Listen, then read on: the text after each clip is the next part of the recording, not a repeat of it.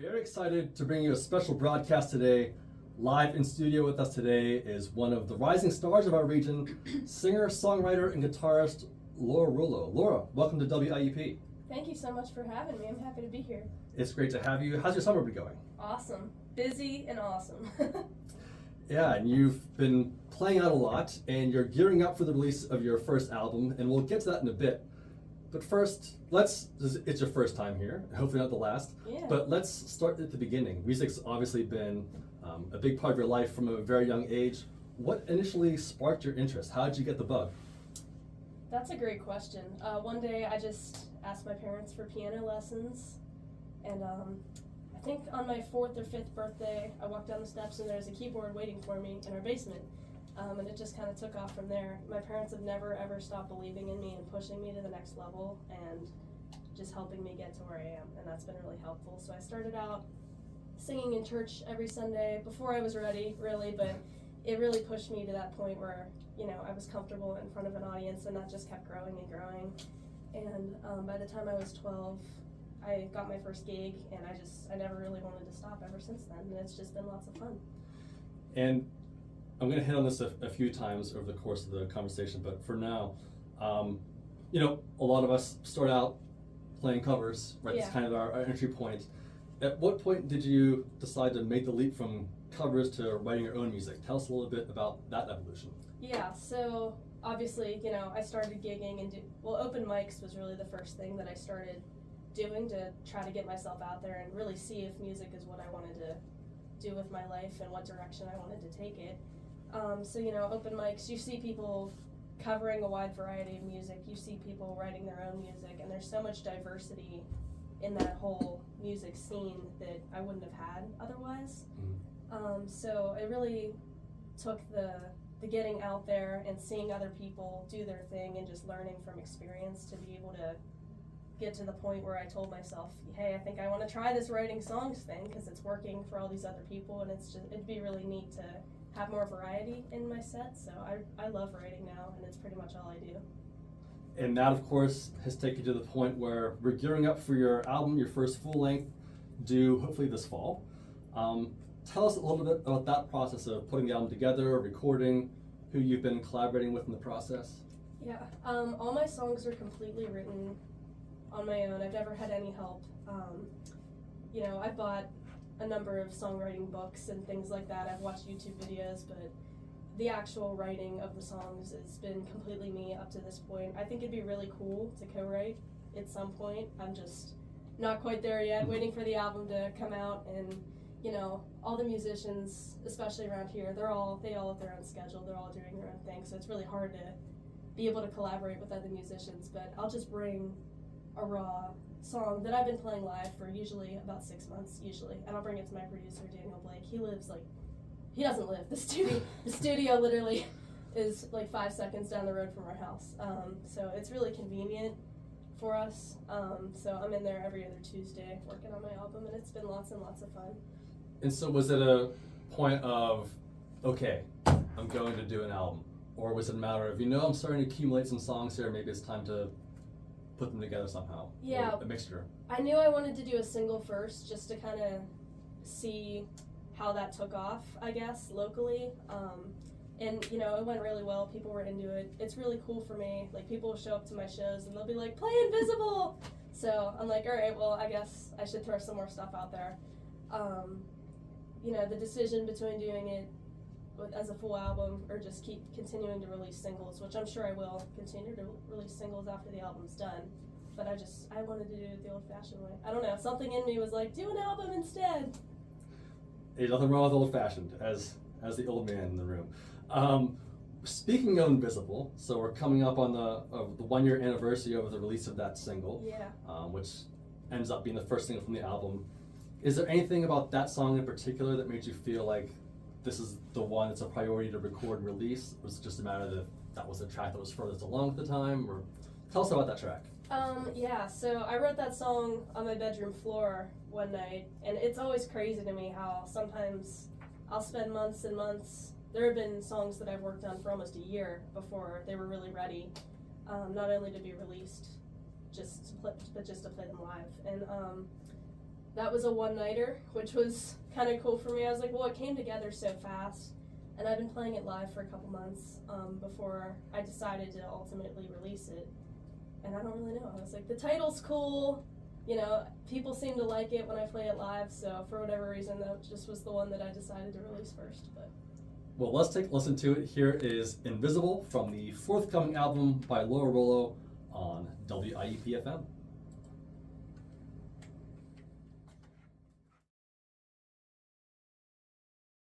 Invisible by Laura Rollo, a sneak peek of her upcoming debut album due this fall. Laura, how's the album progressing overall? When do you hope to have it out in the world?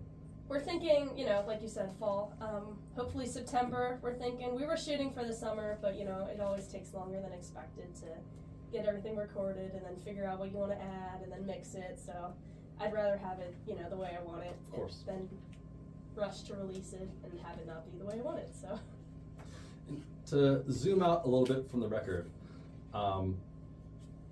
you're quite young. You recently, or this maybe a couple of years ago, that you received the distinction of being the youngest artist to perform in the Greensburg Summer Sounds concert series ever. And so, first of all, I mean, congratulations on your achievements thus far, particularly at such a young age. You're quite young, but you've also been on this journey for a long time. Is this something that you, in an ideal world, you see yourself pursuing a career in the field or the industry, or, you know, where do you see yourself in the next 10, 15 years? I think that no matter what direction I decide to take things, I think music will always be a fairly big part of my life. I've poured a lot of time and energy into it. My parents have poured a lot of time and energy into it.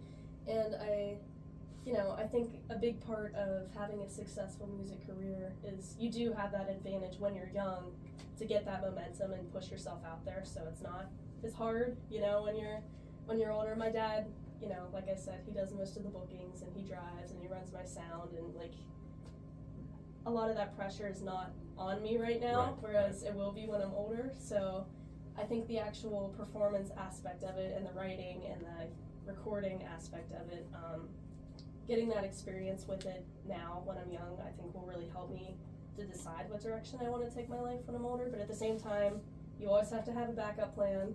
You always have to have a plan B, because you never know what's going to happen. But I think I'll always stick with it and try to take it as far as I can. Excellent. And we were talking about covers a little bit ago. Yeah. And again, that's how so many of us start out playing. And I'm sure that's still a part of your live repertoire, right? Oh yeah, all the time. So when you're pulling other people's songs, what do you gravitate towards? I mean, is there something that makes a song stand out as something that you then want to try to incorporate into your own set or put into your own style?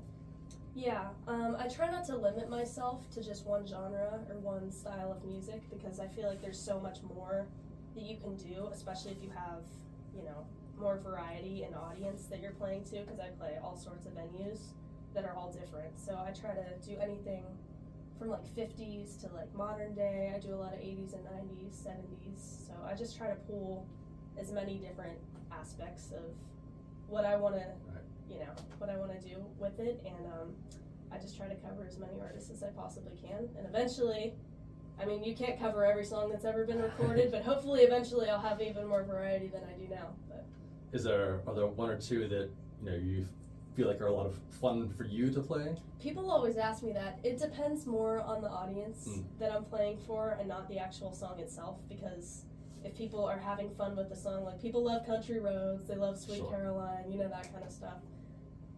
But it just depends on the audience, really, and what they're into. Another one of your originals that's been getting some traction is Things Change. What can you tell us about that song? I just love that song so much because it's upbeat and happy. And, there have been a couple different stations that we've been trying to get our stuff aired on. I say our because, me and my dad, we're a team.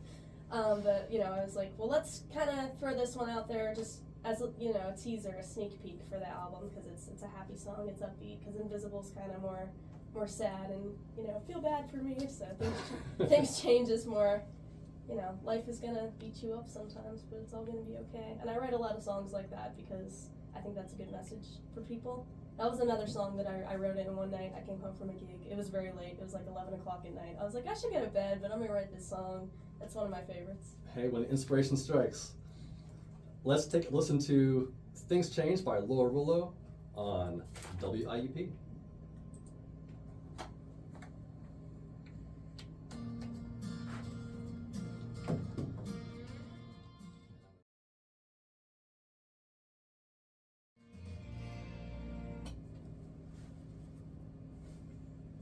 You're listening to WIUP-FM, and we are chatting with area musician Laura Rullo today, and we just heard Things Change from her upcoming debut LP due in September.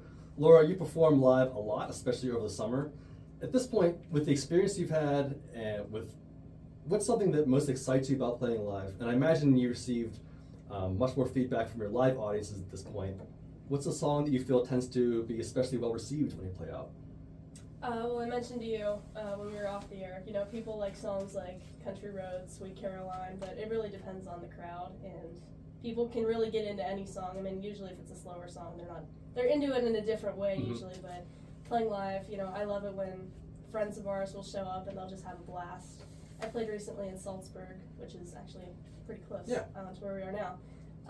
It was a Point Street Tavern. I was indoors because, it was in the evening, but we had a couple friends show up and they had a blast. It was so much fun. It was really cool. Excellent. Staying on that topic of performing for a moment, again, you've had a busy summer so far between performing and recording, and it looks like you've still got a lot on the calendar. What can listeners, or I should say, where can listeners see you perform coming up? Yeah, well, I play pretty much anywhere within an hour radius. Every once in a while, we'll go out of state and do a bigger show, but I don't think we have anything like that coming up for the rest of the year.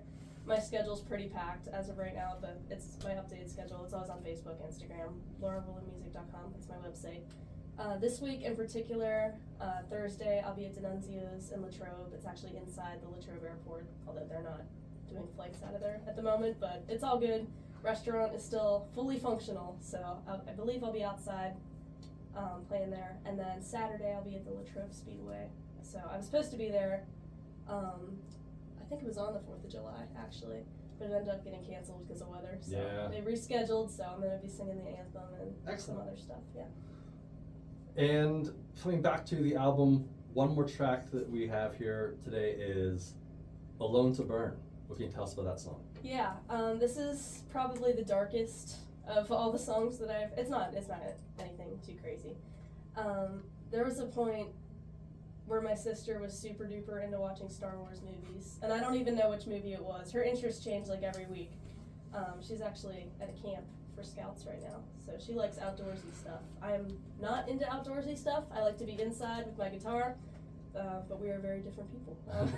So she was super into Star Wars. Like I said, I don't even know what movie it was because I was just literally walking by the living room and there's one scene where there's all this fire and burning. I'm like, that'd be kind of cool for a song. So it's kind of inspired by the Star Wars movie. So cool. We'll come back to that in just a moment to take us out. But as you mentioned, you can find Laura under Laura Rullo Music on Facebook, Instagram, and YouTube. Rockwithlaura.com is the website. You can find everything there from music, merch, and news to upcoming performances, links to socials, and more. Laura, anything else you want to add? I mean, unless you have something else you want to ask me. No, I just would say thanks for coming in today and battling your summer allergies and powering through for us. It's all good. But thanks for coming in and sharing your songs and stories, and we very much look forward to hearing the full album this fall. Thank you so much. Here is Alone to Burn on WIUP-FM, Laura Rullo.